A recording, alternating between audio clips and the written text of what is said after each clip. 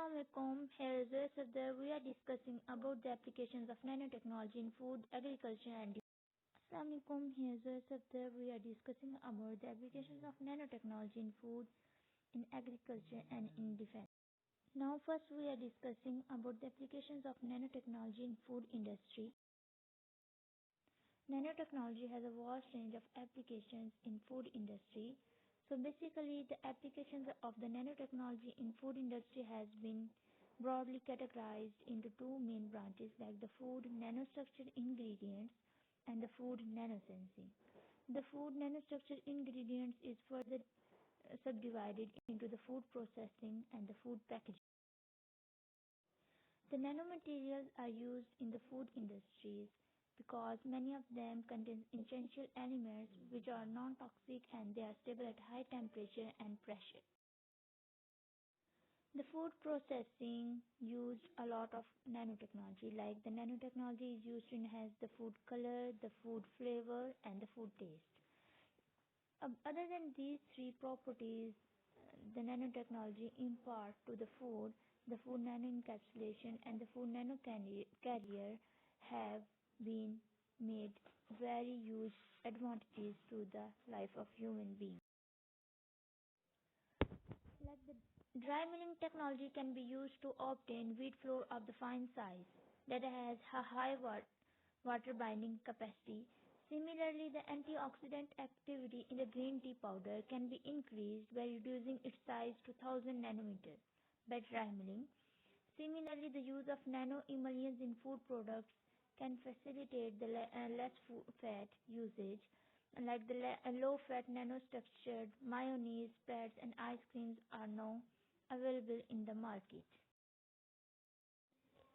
Nanoencapsulation of the active compounds usually used to mask odor and the taste.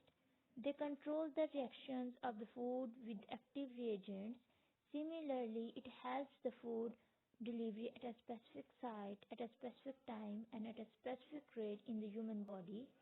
Apart from this, the nanoencapsulation protects the food ingredients from degradation by heat, UV radiations, chemicals, and biological degradation like the degradation due to microorganisms. The nanoencapsulations of the bioactive compounds like the lipids, proteins, carbohydrates, and vitamins protect them from the harsh environments like the high acidic environment and the enzymatic activity. By nanoencapsulating bioactive compounds, we can increase their shelf life. Talking about the example of nanoencapsulations, like the rutin is a common diflavonoid which is used in the treatment of many diseases. But due to its poor solubility, its application in the food industry is limited. So the ferritin nanocages, which are like the proteins, are used for the encapsulation of the rutin, which enhances its solubility along with thermal and the UV radiation stability of ferritin trapped rutin as compared to the free rutin has been studied under the encapsulation. This is a simple procedure showing the nanoencapsulation. For nanoencapsulation, we have to make an emulsion containing the core material and the shell material dissolved in a solvent. Then the emulsion is converted into the droplets by throwing the mixture through the spray chamber. After that, the droplets are dried and used in the food delivery agent. Nanocarriers are being utilized as delivery systems to carry food additives and food supplements, medicines in food products without disturbing their basic morphology, like the edible coatings. Example here include the gelatin-based edible coatings, hydrogels like the protein hydrogels, and the polymeric micelles are used as nanocarriers. Similarly, nanoemulsions, liposomes, and inorganic nanoparticles like the mesoporous silicon nanoparticles are also being used as nanocarriers, which have many desirable characteristics in the food industry as delivery. Silicon dioxide and the titanium dioxide nanoparticles has been used in the food industry as color flow agents and also as the carriers of fragrance and the flavors in food. Similarly, silicon dioxide nanoparticles are used as anti-caking agents, which are used to prevent the lump formation in the powdered products. The synthetic amorphous silica, which include the fumed silica and the high-rated silica, are also being used as anti-caking agent, as thickener, and the carrier of flavors in the food. Nanosensors can be used to detect the presence of pathogens, contaminants, mycotoxins, and microorganisms in food.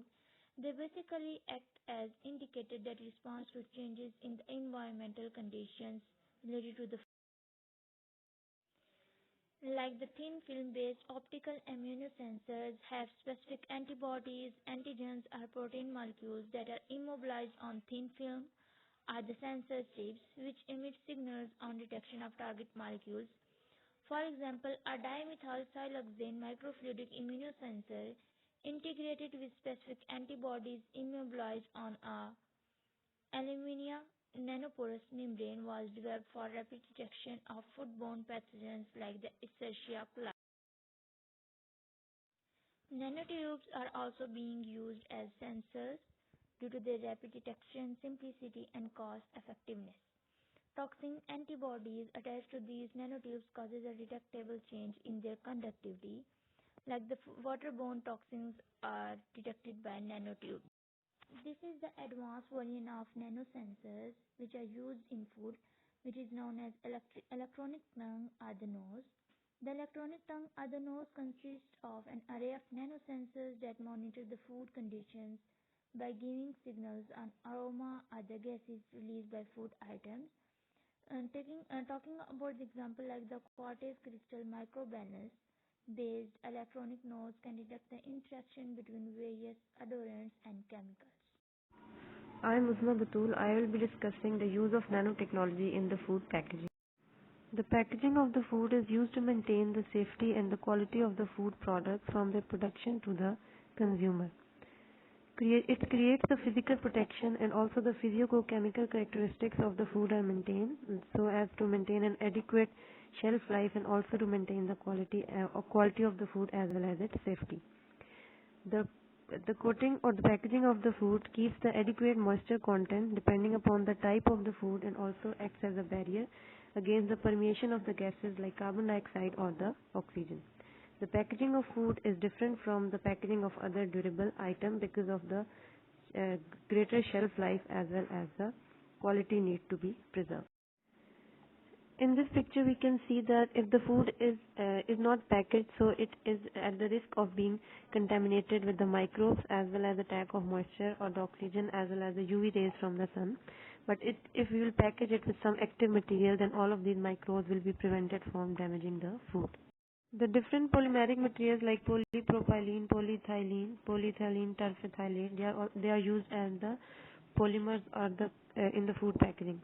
Now all of these polymers have advantages, but they also have certain drawbacks associated with them, like no pure polymer possesses all the barrier and the mechanical properties that are needed for the every food packaging application. So as an alternative, we can use the polymer nanocomposites as the material for food packaging. They are created by dispersing inert nanoscale fillers throughout the polymer matrix, and many different nanomaterials are used as fillers like silica nanoparticle, clay nanoparticle, organoclay. Certain other examples are the graphene polysaccharide nanocrystals, carbon nanotubes, or the cellulose-based nanomaterials. Different types of packaging that are used include the active packaging as well as the intelligent packaging. And when we will use the nanometer size materials, it will be termed as the nano packaging. We will be discussing them one by one. The active packaging relates to the incorporation of the additives to the packaging system with the purpose of maintaining or extending the life of our food item. It provides the dynamic rather than conventional passive protection to the food that is inside our packaging. The additives that release or absorb the substances into or from the food and surrounding environment that promotes the food preservation. Mainly used active packaging materials are the substances that absorb the ethylene, oxygen, carbon dioxide, moisture, flavors or the odors, and other materials that release the antioxidants or carbon dioxide or certain flavors. Figures show the active agents that are used for food packaging, like for oxygen scavenging we use iron, palladium or the ascorbic acid, and KMNO4 or metal oxides are used as ethylene scavengers, and certain other examples are given. The UV illumination of the nanocrystallite titanium oxide polymer films in the presence of the excessive organic host scavenger resulted in the oxygen removal in a closed environment. So according to the authors, it can be used for the packaging of the oxygen sensitive products. In another approach, different thermoplastic polymers like PET, PP and nylon, they have infused with the metal and the metal oxide nanoparticles, and it's also discovered that the films contain less than 1% weight palladium, and the platinum nanoparticles were active as the oxygen scavenger. Inorganic nanomaterial can also be used for their antimicrobial properties. For example, silver nanoparticle can be engineered to remain potent antimicrobial agent for the longer periods of time due to their control release properties. In this case, the Ag plus release will be affected by the degree of polymer, its crystallinity, filler type, as well as the hydrophilicity of the matrix or the particle size. The other nanomaterials can also be used for their antimicrobial properties like titanium oxide, magnesium oxide, copper oxide, or the carbon nanotube. After discussing the active packaging, we'll talk about the intelligent packaging. It tells us about the quality of the food item. The use of platinum nanoparticles as a pH sensor for intelligent packaging is common.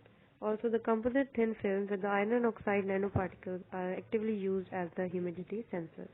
The photoactivated indicator ink based on the nano-sized titanium oxide or the tin oxide particles and a redox active dimethylene blue for in-packaging oxygen detection is commonly used.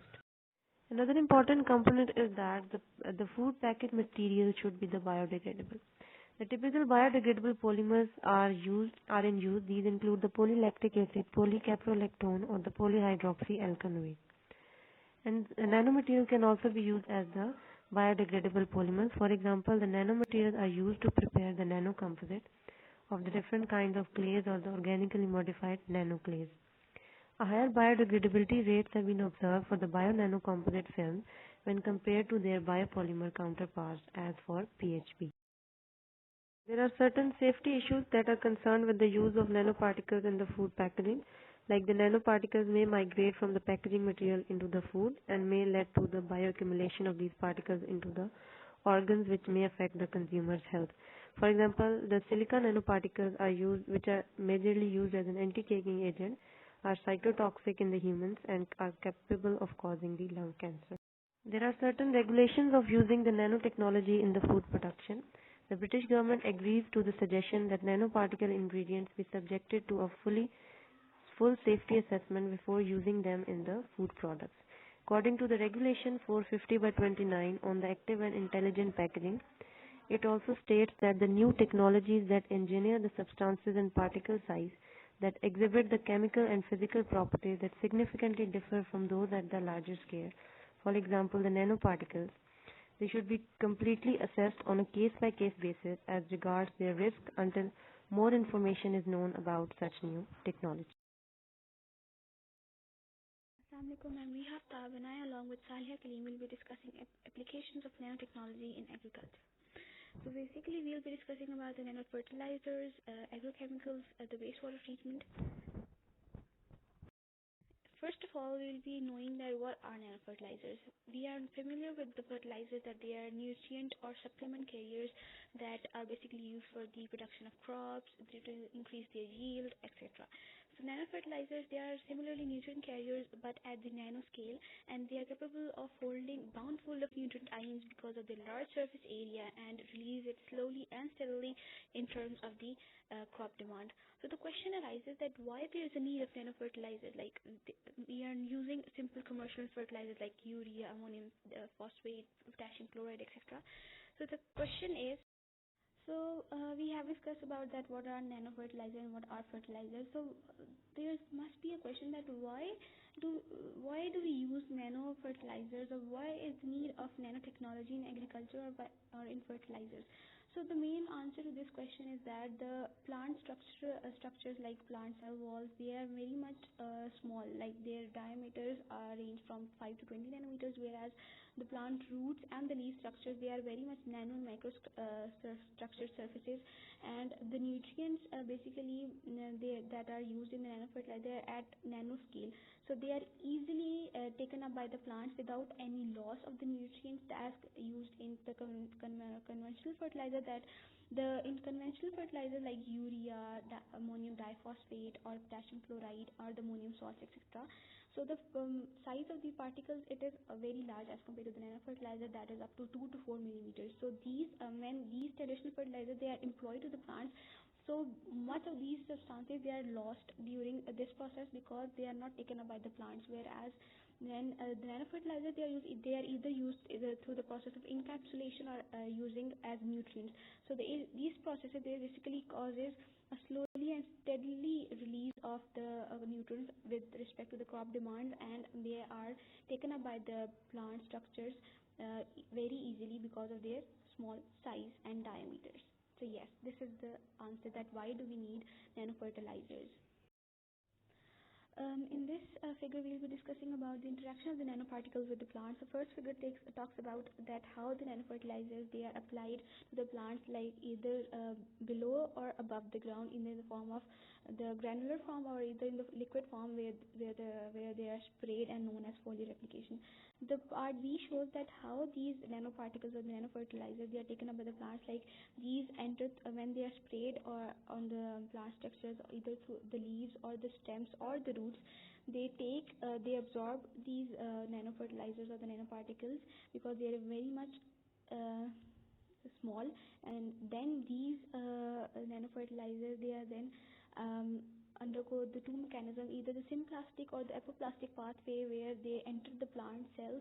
Like there is the transportation of the nutrients to the plants, where a symplastic pathway is simple, the transportation of nutrients across their different cell walls, whereas the apoplastic pathway involves the transportation of nutrients within the cytoplasm of the cells. And I'm not talking in detail about these systems, because these being related to biology. But then after entering to the plant, they then enter the plant cells through the carrier proteins, and where they enter through the carrier proteins, and through the process of endocytosis, they will fertilize and are taken up by the plant cells. In this and in the next few slides, we will be talking about the different forms in which nanofertilizers are used across the globe. So there are three main categories. The first one is the nanoscale fertilizers, the second is the nanoscale additives, and third one is nanoscale coatings. So I'll be discussing these in detail with reference to different images taken from different research articles in the next few slides.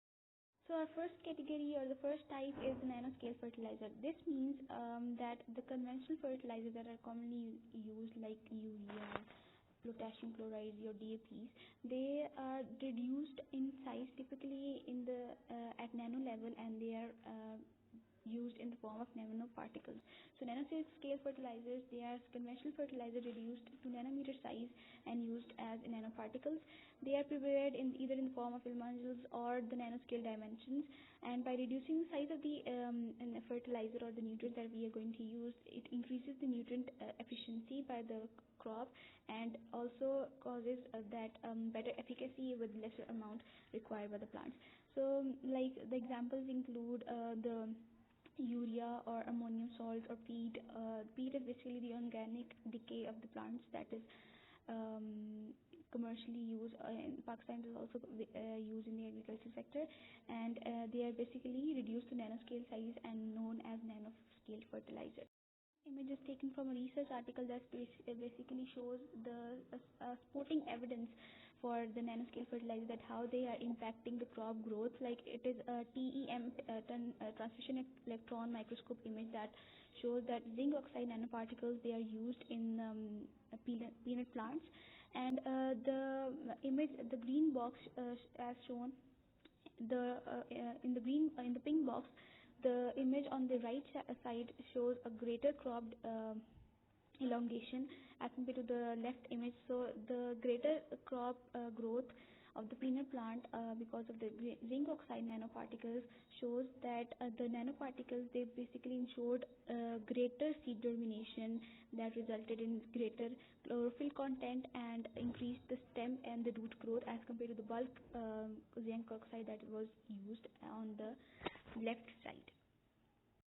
The next or the second type is known as the nanoscale additive fertilizers. As the name indicates that the traditional fertilizers used they contain a supplement or an additional nutrient component at in a nanometer level or nanometer scale.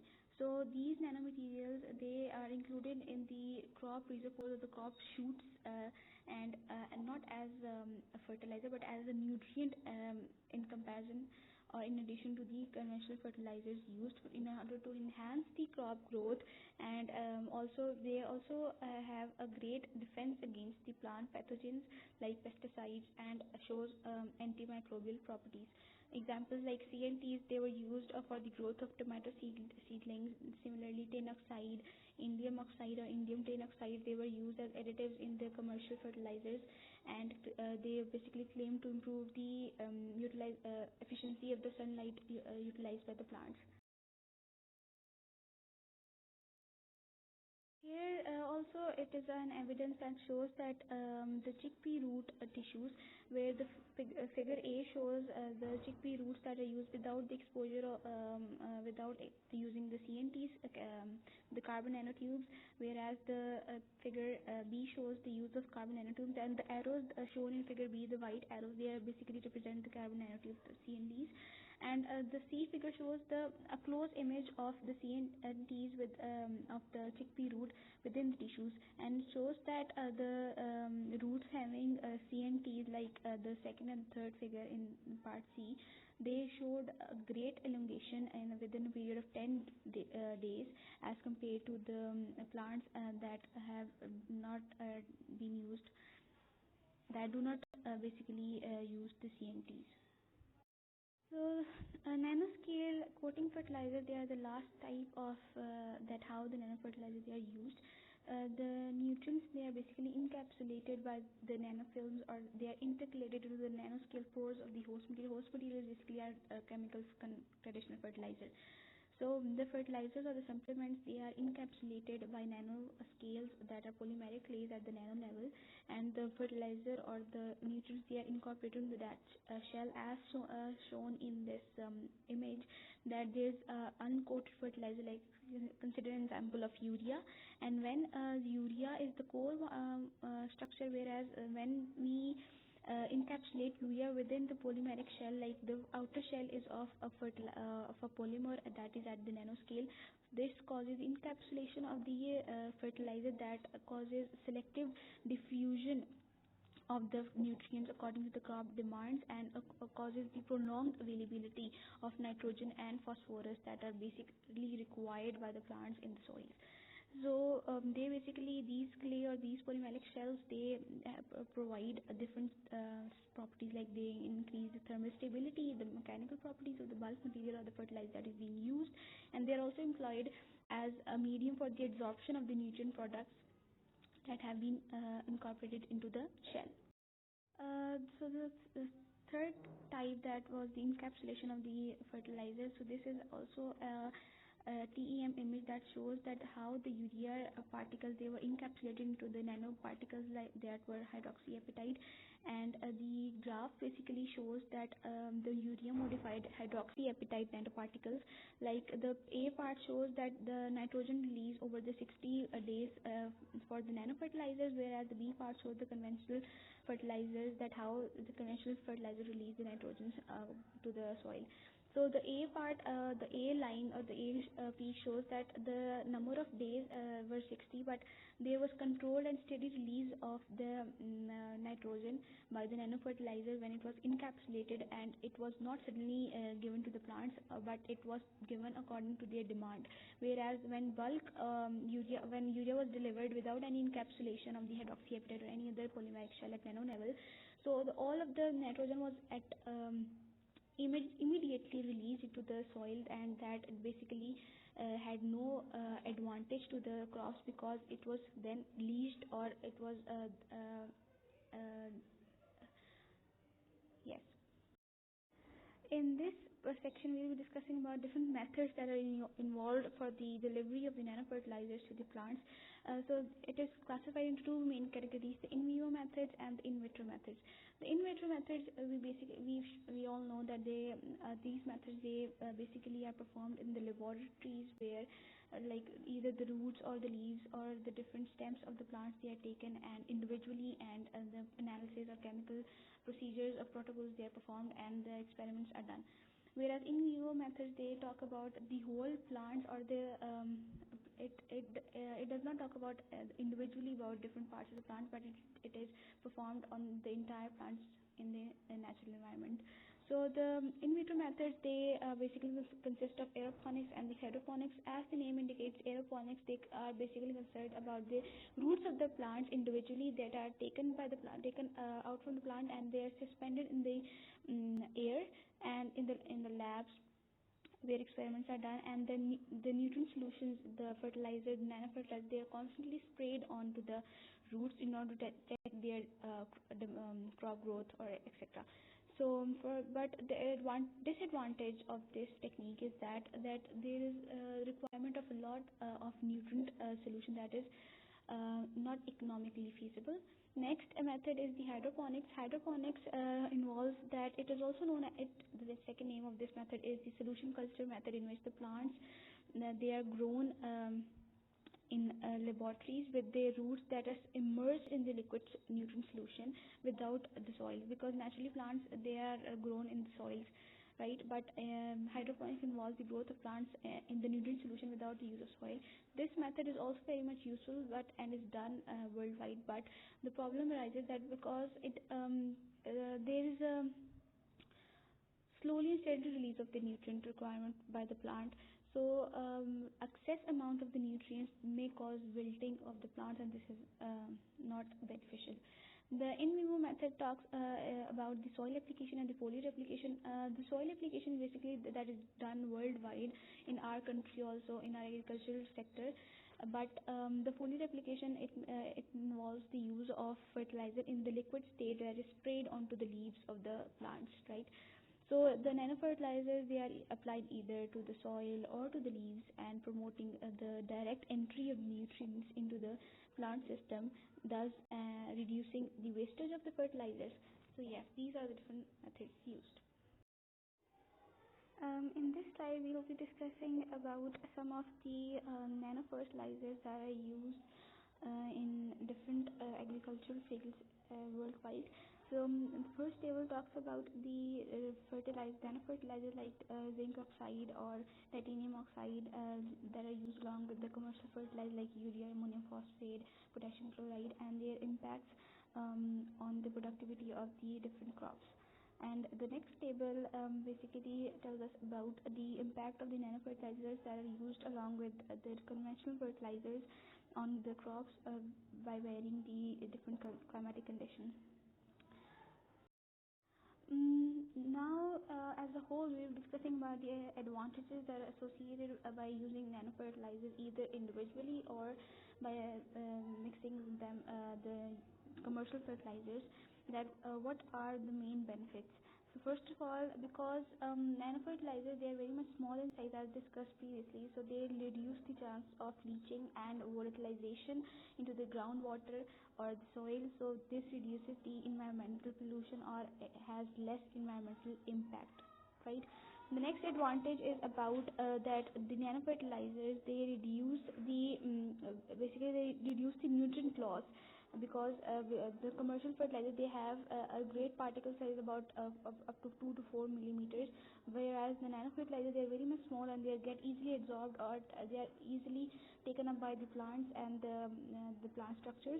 So there is less nutrient loss, and almost all the majority of the nutrients, they are supplied to the plants and they are taken up by the plants, and increases their crops and fertility. And then because of the encapsulation of the nanofertilizers or the commercial fertilizers in the polymeric shells of nanoscales like nanoclays, they reduce, or they basically they have controlled drug delivery, and they release the nanofertilizers upon the crop demand. whereas a commercial fertilizers, this property is not available in them.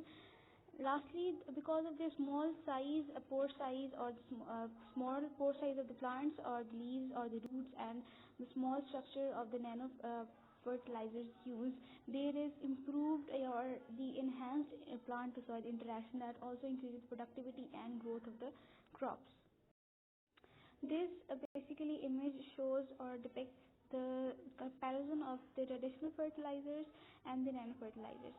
So in the first side, the part A, that is on the left side, it shows that the conventional fertilizers and the nutrients that are used, and the loading of the fertilizer with nanomaterials, they can basically achieve the slow release of the fertilizer or the nutrients that they carry, and they improve the fertilizer utilization and reduce the environmental problems like that are caused by the nutrient loss, like leaching or volatilization, etc.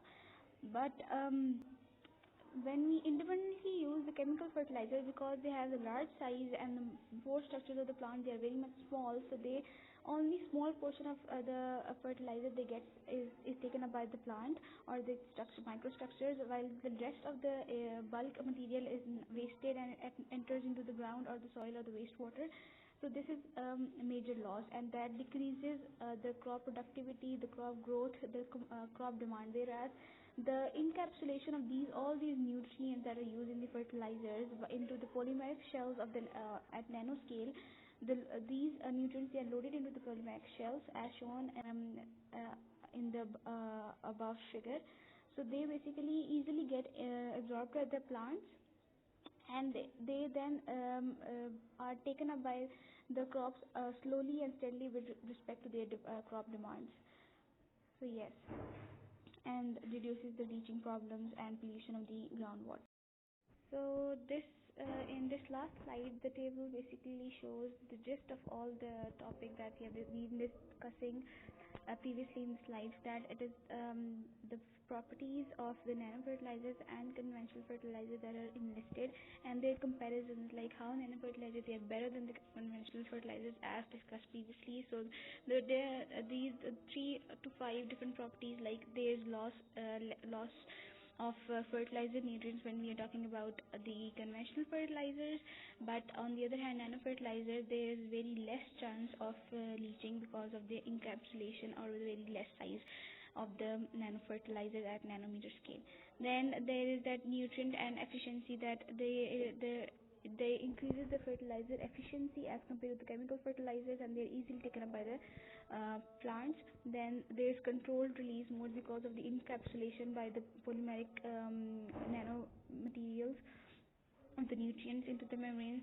And then there's the duration of the nutrient release, that they slowly and steadily release according to the crop demands, whereas conventional fertilizer suddenly, or there's the bulk is used at a time that basically causes wastage of the nutrients, and these nutrients, they are not taken up by the plants and causes wilting of the leaves and no proper crop growth. So that's all from my side, and now my partner Salia will be discussing further about the agrochemicals and the wastewater treatment when nanofertilizers, they are employed, in the next few slides. Thank you. Next very major application of nanotechnology in the field of agriculture is as carriers and vectors for the production of transgenic plants with improved properties.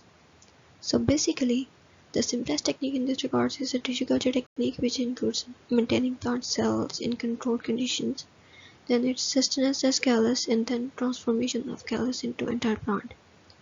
Now, when nanoparticles are used as vectors for genetic transformation, they basically recognize and get absorbed on the surface of cell, then enter the cell through endocytosis, and then release the plasmid they are carrying. So, and they also serve as DNA protectors from nucleases, which might cause its deterioration. Now, here an example of this procedure is shown, where core nanoparticles are being used, and electrostatic charges are gathering around it due to functionalization, which can be done in many ways, which increases its hydrophilicity and also helps in its attachment to the cell wall. And the rest of the procedure is same. It enters the cell, releases the plasmid it is carrying, which enters the nucleus, and after all these further steps, the desired product is synthesized. Now, the next application is that of nanocomposites of agrochemicals with clay minerals for their slow and controlled release. There are so many factors which can cause the loss of these agrochemicals when they are initially normally applied. These problems associated with the other methods are volatilization, leaching, surface runoff, affecting environmental conditions, etc. This causes more use of agrochemicals and still lesser efficient availability for plants, as can be seen from this red line in this graph, which shows conventional agrochemical application, which requires to be done multiple times and also exceeds above and decreases below the applicable availability range, increasing in the toxicity of the soil. And then, on the other hand, when we use nanocomposites, it ensures the availability of an optimum amount of agrochemical throughout the time, as shown by this green line. Now, here is an example in which urea is being added to montmorillonite, which is a clay mineral or a hydrated aluminum silicate. Clay minerals basically have mesoporous channels which are around 3 angstrom to 2 nanometer. So they have ability to absorb or to save different ions like ammonium ions in case of urea, and they prevent their certain loss to the soil or to the environment. So they also have high cationation capacity and high surface area, etc. Here we can see that as the concentration of urea is being increased, or as the ratio of urea is being increased, its crystallinity is also being increased inside the composite. The structure of clay minerals can also be modified by using polarization technique or by exfoliation phenomena, which means primary ion exchange method by larger ions, or from urea hydrolysis, which results in the interlayer expansion, and then many other agrochemicals can be incorporated into them. Now here is how the urea metal complex contained between the layers of clay mineral such as montmorillonite is being released in a controlled manner.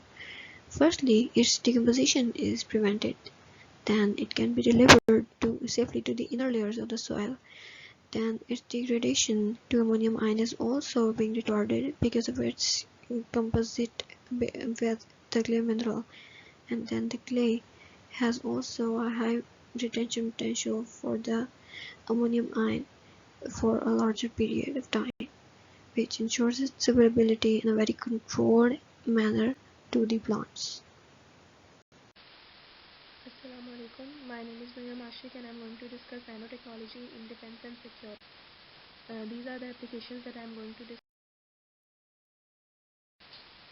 The first is nano armor. The nanoparticles used for making nano armor are silicon and titanium dioxide nanoparticles embedded in epoxy matrix, silicon dioxide nanoparticles in liquid polymer which hardens on ballistic impact, iron nanoparticles in inert oil which hardens on stimulation with an electric pulse. Another nanomaterial used for making super strong materials is tungsten. It is 5 times stronger than steel. These are the images that show all the possible applications of the nano armor, that are ballistic protection, personal body armor, bulletproof vests, vehicle armor, shields, helmets, and protective enclosures. Next is waterproof and bulletproof vests. So Professor Karen Gleason and her researchers, they were able to create hydrophobic surfaces using a technique called chemical vapor deposition. Using CVD, they could deposit nano layers of Teflon or on Kevlar panels, and the material used to make the bulletproof vest. Next are the smart helmets. The nanomaterial used for making smart helmet is graphene. It is an allotrope of carbon. It is used for also for manufacturing of robots, and also used in aviation, and it provides ballistic protection. It reduces the weight of the protection armor, and is also comfortable. It is 100 times more stronger than steel, and the layer of graphene allows a great deal of distribution of the impact force, and it is also very helpful in situations where the temperature is high. Smart helmet provide the following tasks. It consists of optical IR camera that provides the 360 vision, RFA array antennas for positioning, friend, and RFID and directed low power and efficient communication, acoustic arrays that are microphones, and also BC sensors arrays as early warning systems, and wireless EEG sensors. This image shows the layers of the smart helmet. The military helmet they use a 3D printed nanomaterial enhanced exoskeleton. Outward-looking sensors could help detect external threats, while inward-facing sensors embedded in the shock-absorbing layer they could help measure the impacts and the brain function following kinetic or directed energy effects during battle. Now, the BC sensing in helmet is a system that is supposed to put on credit card-sized or semi-active or passive sensor tags with reactive large area surfaces that are electrodes with carbon nanotube or nanofibers on sensor surfaces that are reactive dielectric materials in capacitor RF sensors. The idea is to read and scan these sensors wirelessly with the soldier's PDA or not. Next is the smart fabric, and the immune system plays a critical role in health of the war fighters. Therefore, there was an idea that imagine the uniforms that can diagnose and treat a soldier in the field with no doctor needed. So Professor Joseph Wang at the University of California has developed the methods for the spring-fitted sensors on the waistband of the underwear. On the waistband, these sensors are placed, and these sensors are in close contact to the skin, where it can monitor biomarkers in the sweat on the person wearing the underwear. Next are the unmanned aerial vehicles. Nanomaterials like graphene and carbon nanotubes can give antennas unique electromagnetic properties, and almost all unmanned aerial vehicle structures are made up of carbon fiber composites. This can make them more receptive to wireless signals, help them process signal faster, or extend their range. As these factors improve, drones will respond more quickly to input from their operators. These are the images that shows the classification based on the wings and rotor of the different UAV. Next is the nanotechnology for weapon systems. So weapon systems are expected to be equipped with following information control technology features such as sensor and RFID tags for identification of objects or persons. There are lethal and non-lethal weapons. Lethal weapons focus on the precision target, minimum weight, and cheap and onboard intelligence, whereas non-lethal weapons neutralize the enemy. An example of how nanotechnology is used for dealing with the non-lethal weapons is the detoxification processes using magnetic nanoparticles. Basically, magnetic nanoparticles functionalize to bind with the foreign toxins that are injected into the body, and then they are drawn through it using a magnetic field gradient. In order for the nanoparticles to be pulled along with that bounding toxin molecule, they must have a very high magnetic moment. Mostly gold-coated iron, nickel, and cobalt ferromagnetic nanoparticles have been employed in this tag and drag approach, and researchers are currently working for more cheaper and lighter weight organic coatings. As you can see in this image, first is the poison gas exposure, then we inject the functionalized magnetic nanoparticle that will bind with the toxin and drag it out with the magnet. Next is the nanoparticles uses in tagging, tracking, and smart barcode applications. Tagging and tracking of materials also has potential military and security applications. Ink coating gold nanoparticles encapsulated in an alkane thiol can be deposited with an inkjet printer in a specific circuit pattern onto paper, plastic, or cloth. The circuits form RFID tags that include both passive and active components. The heat of the printing process drives off the alkane thiol, leaving behind a concentrated pattern of gold nanoparticles, as you can see in the image. Next, this is the image that shows the firing from a sniper over a large distance. Basically, sniper consists of a laser that shines on the target that is present at a large distance. An optical sensor is present in the bullet that detects the light coming from the laser and identify where the target is present. Once the bullet is fired from the sniper, the actuators that are present inside the bullet, they receive the data from these optical sensors, and then they will guide the bullet to the correct location. Next are the use of the nanotechnology in robotics. So nano weapons that include self-replicating smart nanorobots is one of the major application. The nanoparticle used is graphene. It is considered to be very important for the manufacturing of such robotic suits, and they are specially designed to fight against any attack and yet stay safe. Next is the nanotechnology for aeronautics. So graphene in aviation is one of the new opportunities for military aircraft. The composite materials in graphene lessen the weight of the aircraft. They also increases the resistance of the aircraft by 10%. They increases the strength and durability of fuselage parts of an aircraft. And it was found out that graphene is capable of standing a thunderbolt too, which is an essential aspect of an aviation industry, as we see many incidents can happen due to such impact. The last one is the nanotechnology for satellites. Satellites perform various functions for military, such as observation, inspection, and anti-satellite communication. Carbon nanotubes are the advanced nanotech material that is ideal for the space usage. It exhibits high strength, conductivity, radiation resistance, and unique properties such as ballistic electron conduction and low voltage field emission. Destruction satellites, that we also call as anti-satellites, and spy satellites, they stick themselves on the large satellites without seeing, and can disrupt important parts of the satellite, or it can intercept the communication or observation. Swarm formation flying can give high resolution observations as well. The following classification of the satellites is this. Minimum satellites have a weight of about 50 to 500 kg, microsatellite of about 10 to 50 kg, nanosatellites are of about 1 to 10 kg, and picosatellites are less than 1 kg. That's all. Thank you so much.